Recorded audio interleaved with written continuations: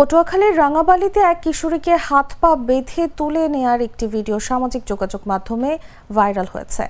উপজেলা ছাত্রলীগের সহসভাপতি কামাল গাজী তার ফেসবুকে ওই কিশোরী তার স্ত্রী বলে দাবি করেন। শনিবার রাতে রাঙাবালি উপজেলার মৌডুবি ইউনিয়নের ৯ নং ওয়ার্ডে এ ঘটনা ঘটে। কামাল গাজীর দাবি, তার স্ত্রীকে মারতে মারতে হাত পা বেঁধে নিয়ে যাওয়া হয়েছে। তবে পুলিশ জানিয়েছে, ওই কিশোরীকে তার বাবা এবং আত্মীয় স্বজন জোরপূর্বক তাদের বাড়িতে নিয়ে গেছেন। এটি রাজনৈতিক কোনো ঘটনা নয়।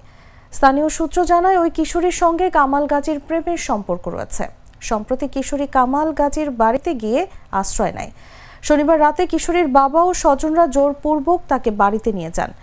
এই সংশ্লিষ্ট 15 সেকেন্ডের একটি ভিডিও সামাজিক যোগাযোগ মাধ্যমে প্রচার করেন কামাল গাজী, যা মুহূর্তেই ভাইরাল হয়ে যায়। এ বিষয়ে রাঙাবালি থানার ভারপ্রাপ্ত কর্মকর্তা এমারত হোসেন জানান, এটা কোনো রাজনৈতিক বিষয় নয়, পারিবারিক বিষয়। পুলিশ ঘটনার সুষ্ঠু তদন্ত করে প্রয়োজনীয় আইনগত পদক্ষেপ গ্রহণ করবে বলেও জানান তিনি। শিয়া বাটার ও ভিটামিন ই সমৃদ্ধ লিলি হালাল বিউটি সোপ, তারুণ্যময় উজ্জ্বল ত্বকের জন্য।